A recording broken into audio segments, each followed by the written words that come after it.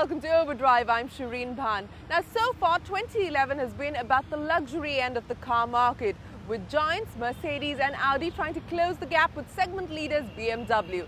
Now, Audi's secret weapon could be the 7th generation of the world's best-selling executive sedan. That's right, the A6 has made its entry into the global markets, so we decided to send Sirish down to Sicily to find out what the Audi A6 has just before its Indian debut. LEDs, aren't they a thing of wonder? Not so long ago, LEDs was something to get really excited by. I remember the first time I saw LEDs on a car on the Audi R8 at its launch in Paris. Jackie X driving the car down the ramp. It looked fantastic. We all went ooh and ah over it. It was something fresh, something new, and we could do a 10-page story on just the LEDs. Then the A4 got LEDs, again something to get excited by. But from then on, every successive Audi got LEDs in some form or the other. A line at the bottom, a line at the top, a squiggly line here, a Nike swoosh there. Everything was tried, and now on this, the all-new A6, it gets the most edgy treatment seen on an Audi to date.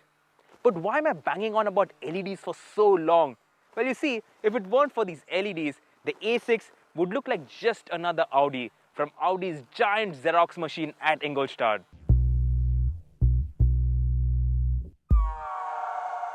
The overall shape and silhouette has obviously stayed in step with the brand book. But the surface treatment and detailing on the new A6 is much sharper and edgier. Those LED headlamps have shrunk, making the now hexagonal grille look even larger, wiping away any last vestiges of understatement. As with every Audi, the surface treatment is an engineer's wet dream. The creases on the hood, the crisply folded shoulder line, the shut lines, the way the body sits on its wheels are all exquisite. And the rear gets a spoiler integrated into the boot lid to emphasize the new A6's sporty credentials. The overall effect is not what I'd call pretty, but it is what Audi's Asian customers have been demanding: the baddest Audi on the planet.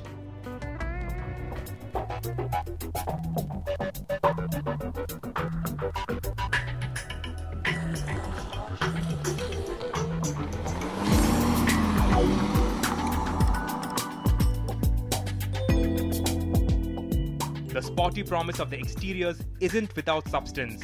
The 7th generation of the A6 is the first to reverse the trend for weight gain, shaving off nearly 80 kilos in the base variants. It is leaner and, given the right power plants, a whole lot meaner. At launch, India will get all the engines in the range: 3 diesels and 2 petrols, with and without Quattro. The most important engine for India is the 3-litre V6 TDI, which we are familiar with, but a lot of work has gone into making it lighter, more fuel efficient and more powerful. Power output is now 245 horsepower, torque is up to 500 Newton meters, and it has a 0 to 100 time of 6.1 seconds, which is bloody quick. There's also the petrol, the V6 direct injection turbocharged petrol, which makes 300 horsepower and drops the 0 to 100 time to 5.5 seconds. And also it's limited to a top speed of 250 kilometers an hour. Both engines are mated to S-tronic twin-clutch gearboxes, which are beautiful gearboxes.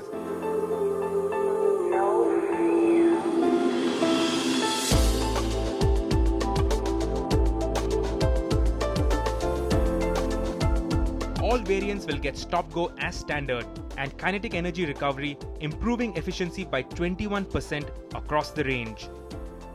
Adaptive air suspension with electronically controlled damping is standard, so you can actually tailor the ride to suit your mood.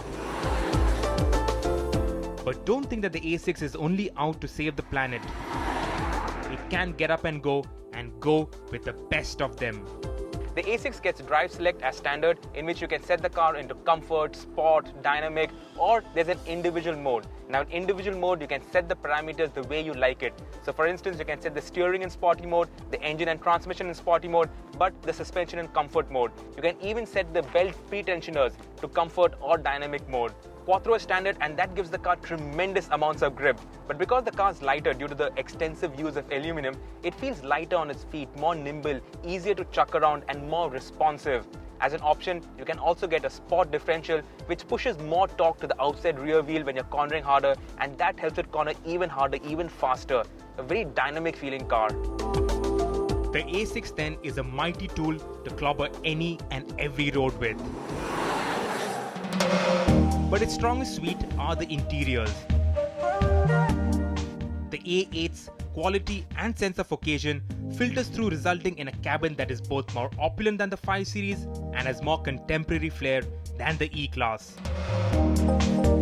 Like the A8, the screen slides out and the piano tweeters rise up with intent. The dials are large analog sporty units with a TFT screen in between. And then there's the touchpad, which allows you to scribble numbers and destinations. The A6 can even turn into a wireless hotspot, but that feature will only come to India after 3G has fully rolled out. The phenomenal success of the Q7 and the Q5, and obviously its enthusiastic adoption by Bollywood, has given Audi somewhat of an SUV image in India. And I suspect they were comfortable with that. After all, the A6 and A8 were models on their last legs. But now everything has been updated. The all-new A8 has just gone on sale, and the all-new A6, will shortly be on sale in India and is sure to give Mercedes and BMW a lot to think about. The styling is grown up, it's become more aggressive, more in your face, more suited to our kind of buyer. The interior quality and materials set new class benchmarks. The ride and comfort is very close to the E-Class benchmark, and the fun-to-drive character is very close to the BMW 5 Series. To a casual observer, this might look like just another LED job, but to the serious buyer in this segment, there is a damn good alternative to the E and the 5.